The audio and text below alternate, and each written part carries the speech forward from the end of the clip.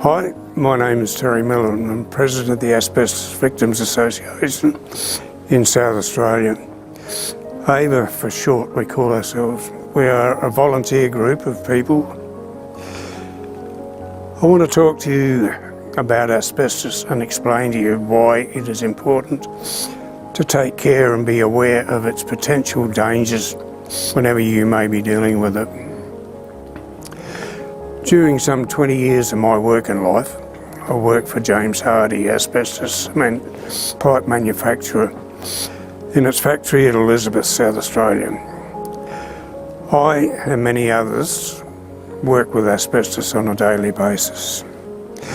My exposure has left me reliant on supplementary oxygen, and that means I need this to even walk very short distances. I was diagnosed with asbestosis in 2001. It can be progressively disabling to the extent that, in my case, it's considered severe asbestosis.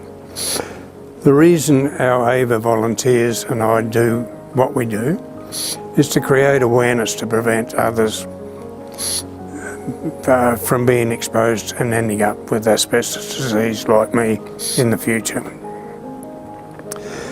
Asbestos is not a thing of the past, just affecting blokes like me who work with the stuff.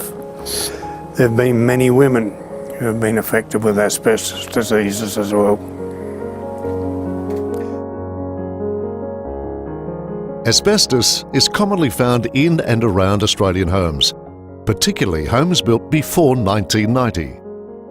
Asbestos is found outside on roofs, sheds, gutters and downpipes, eaves, old outbuildings, fencing and backing boards in electricity meters. Inside, asbestos was routinely used in all wet areas of the house, not only the kitchen and bathroom, but the laundry as well. In the kitchen, you will most likely find asbestos cement sheeting as walls and ceiling linings, or as a backboard behind ceramic wall tiles or underneath vinyl flooring. Asbestos was common as a splashback panel behind the sink, often patterned for appearance. Known for its good insulation properties, asbestos was regularly used behind or around stoves and ovens. Just like the kitchen, asbestos was commonly used in the bathroom. It was used as sheeting for walls and ceilings, but also behind ceramic tiles.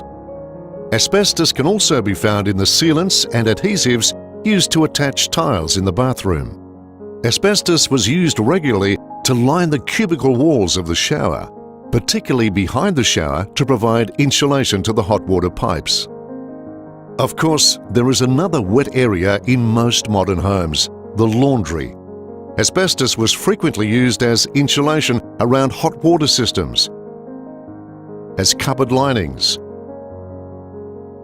vinyl underlay, and adhesives or splashbacks behind the laundry tub, as well as linings for the walls and ceilings. A word of warning: any wet area in your home is likely to contain asbestos if it was built prior to 1990. Hundreds of Australians continue to be diagnosed with mesothelioma, asbestosis, lung cancer, and other asbestos-related diseases every year. The first wave of victims were mostly miners and manufacturers, and the second wave were construction and trade workers who were exposed to asbestos in building materials. Sadly, we're now in the midst of a third wave of victims, those who have been exposed in their home environment, as more and more people embrace the DIY craze and renovate their homes. The dangers of asbestos should never be underestimated, with even low levels of exposure able to cause life-threatening illnesses. This also includes many women who've been affected with asbestos disease.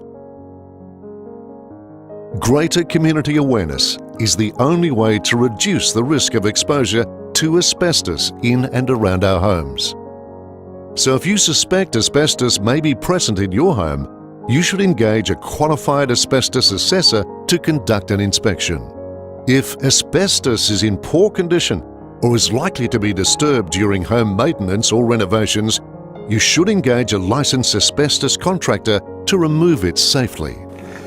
Not everyone who is exposed to asbestos will develop an asbestos disease. But are you prepared to take that gamble with yours or your family's life? Research for a cure is ongoing worldwide, but to date there is no cure. Remember, asbestos can and does cause death.